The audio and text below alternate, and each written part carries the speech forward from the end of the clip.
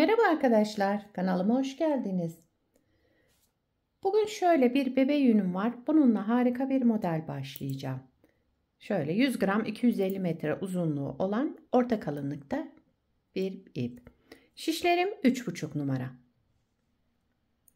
Dilerseniz yapım aşamalarına geçelim. İlmeklerimizi çıkartarak başlayalım. Bu model için ilmek sayısı 6 ve 6'nın katları artı 2 olması gerekiyor. Her model 6 ilmekten oluşuyor. Örgümüzün yani ilmeklerimizin en sonuna da 2 ilmek ekliyoruz. Kenar ilmeği olarak. Evet, ilmeklerimi tamamlayıp birkaç sırada lastik örüp geliyorum. Evet, ilmeklerimi tamamladım. Şişime 20 ilmek aldım. 20 ilmekte de birkaç sıra bir ters bir düz lastik hazırladım. Siz istediğiniz lastiğin üzerine yapabilirsiniz bu modeli. Şimdi örgümüzün birinci sıra ön yüzündeyim. Kenar ilmeğinden sonra bütün ilmeklerimi düz örüyorum. Birinci sıra ön yüzünde ilmeklerimizin tamamını düz örerek devam edelim.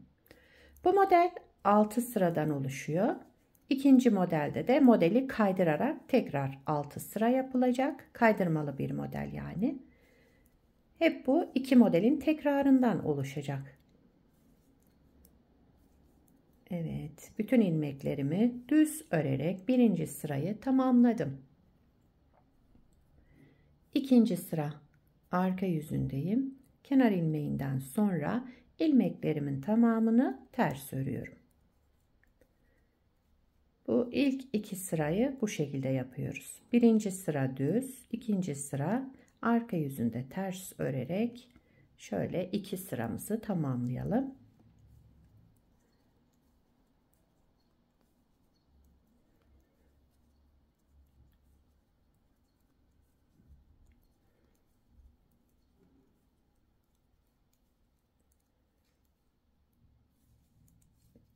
Evet.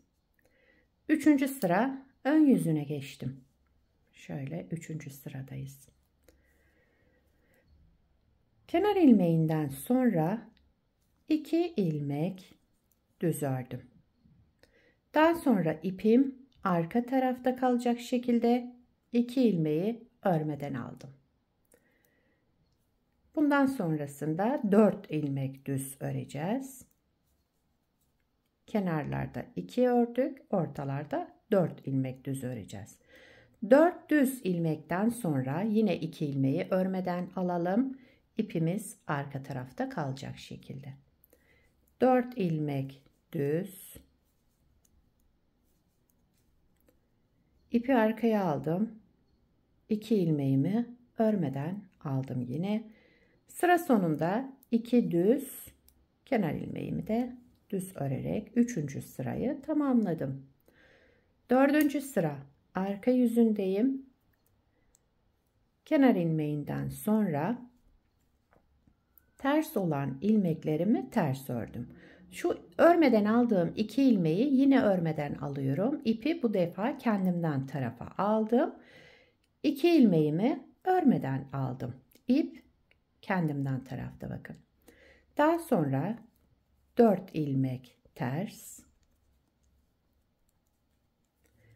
Örmeden aldığım ilmeğe gelince ipi kendimden tarafa aldım. Bu 2 ilmeği tekrar örmeden aldım. 4 ilmek ters. İpi kendimden tarafa aldım. 2 ilmeğimi örmeden aldım yine. Sıra sonunda 2 ters ilmek, daha sonra kenar ilmeğimi düz olarak ördüm. 4. sırayı tamamladım. 5. sıra ön yüzüne geçtim. Bakın şöyle kabartmalı bir model oluyor. Şimdiden kendini gösterdi. 5. sıra ön yüzünde kenar ilmeğinden sonra bir ilmek düz ördüm. Daha sonra sıradaki ilmeğimi yine düz ördüm. Tekrar sol şişime taktım. Bu örmeden aldığım ilmeği de üzerinden geçirdim, bıraktım. Ve ilmeğimi aldım. Tekrar sağ şişime. 2 ilmek artırma yaptım. Sıradaki ilmeğimi örmeden aldım. Bir sonrakini düz ördüm. Örmeden aldığım ilmeği de üzerinden geçirerek bıraktım. Yani burada sola doğru kestim. Burada da sağa doğru kesmiş oldum 2 ilmeği. Devamında 2 düz ilmek. Şimdi yine bakın bu ortada şu 2 ilmeğim örmeden aldığım ilmek. Sağdaki ile soldaki ile keseceğim bunu. Bir düz ördüm. Tekrar sol şişime aktardım. Şu örmeden aldığım ilmeği de üzerinden geçirip bıraktım. İlmeğimi aldım. Tekrar sağ şişime. 2 ilmek artırma yaptım. Sıradaki ilmeğimi örmeden aldım. Bir sonrakini düz ördüm. Örmeden aldığım ilmeği de üzerinden geçirerek bıraktım. 2 düz ilmek.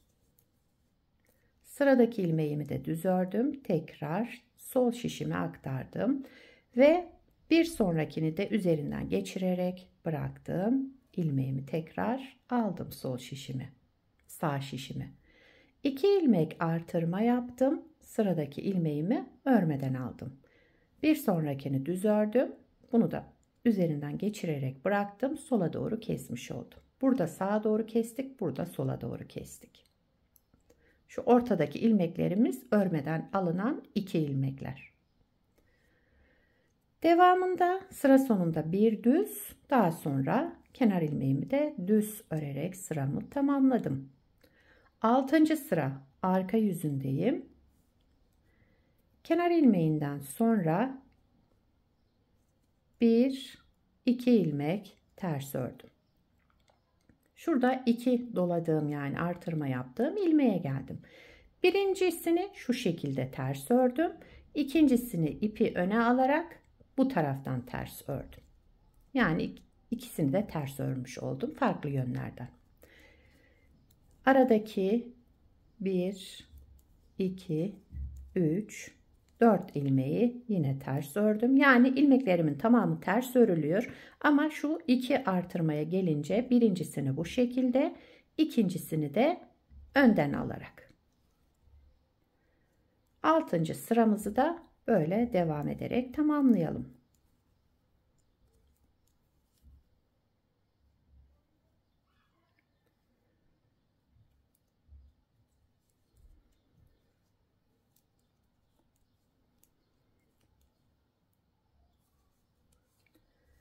Evet, modeli bir kez kurduk arkadaşlar. Şimdi model ikinci model kurulumunda kaydırılacak demiştim. Bakın şu aralara kaydıracağız.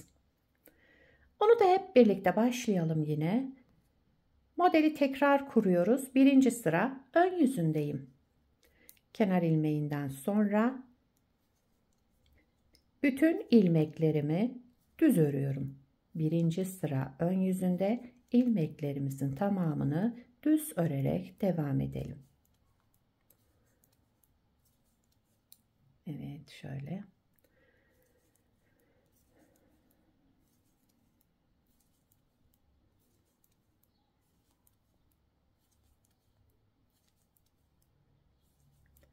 Kenar ilmeğimi de düz ördüm. İkinci sıra arka yüzündeyim. İkinci model kurulumunun ikinci sırasındayız. Kenar ilmeğinden sonra bütün ilmeklerimi ters olarak örüyorum.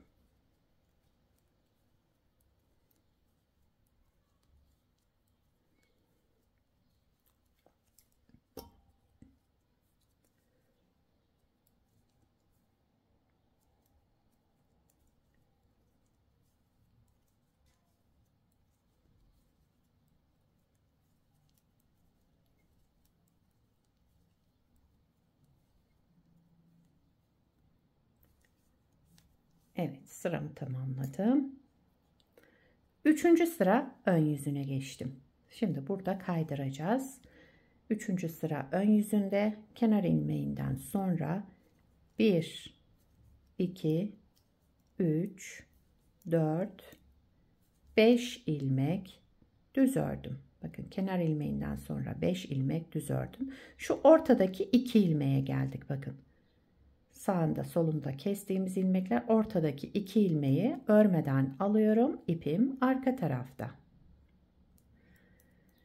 Devamında 1, 2, 3, 4 ilmek düz ördüm. İpim arka tarafta, sıradaki 2 ilmeğimi örmeden aldım. Sıra sonunda 1, 2, 3, 4, 5 ilmek düz ördüm. Daha sonra kenar ilmeğimi de düz örerek 3. sıramızı tamamladık. Bakın burada yaptığımız işlemleri bu ortalara kaydırmış olduk. Şöyle. 4. sıra arka yüzündeyim. Kenar ilmeğinden sonra ilmeklerimi ters örüyorum. Sadece o örmeden aldığım 2 ilmeği arka yüzünde de yine örmeden alıyoruz. İpi kendimizden tarafa alalım. Bu 2 ilmeğimizi yine örmeden alalım. Diğer ilmeklerimi ters. İpi kendimden tarafa aldım. Bu 2 ilmeğimi yine örmeden aldım. Diğer ilmeklerimi de ters ördüm. 4. sırayı tamamladım. 5. sıra ön yüzüne geçtim. Şimdi burada şu sağa sola doğru kesme işlemi yapacağız. Kenar ilmeğinden sonra 1, 2, 3. 5. sıra ön yüzündeyim. 3, 4 ilmek. 4 ilmek düz ördüm. Şu ikisi örmeden aldığım ilmek, sağındaki solundaki ile keseceğim bunları. Bu ilmeğimi ördüm. Tekrar sol şişime aktardım. Diğer şu örmeden aldığım ilmek vardı. Onu da geçirerek bıraktım. Tekrar bunu sağ şişime aldım. 2 ilmek artırma yaptım. Sıradaki ilmeğimi örmeden aldım. Bakın şu 2 sıra örmediğimiz ilmek. Bir sonrakini düz ördüm. Bunu üzerinden geçirerek bıraktım. Arada 2 düz ilmek ördüm. Şimdi yine kesme işlemi yapıyorum. Sıradakini de düz ördüm. Tekrar sol şişime aktardım. Bu bir sonraki ilmeği üzerinden geçirerek bıraktım. 2 ilmek artırma yaptım. Daha sonra bu ilmeğimi örmeden aldım. Bir sonrakini şimdi düz ördüm. Bunu üzerinden geçirdim, bıraktım. Şöyle görüntümüz olacak. Devamında 4 düz ilmek. Daha sonra da kenar ilmeğimi düz olarak ördüm. 6. sıra arka yüzündeyim. Son sıramız. Kenar ilmeğinden sonra bütün ilmeklerimi ters örüyorum. Şu artırma yaptığım ilmeği göstereceğim. Onun birincisini bu şekilde arka taraftan alarak örüyorum. İkinci artırmayı da şöyle önden alarak ters örüyorum. 6. sırada yapacağınız işlem bu. Bütün ilmekler ters örülecek. Şöyle bu taraftan aldım ve ters ördüm yine.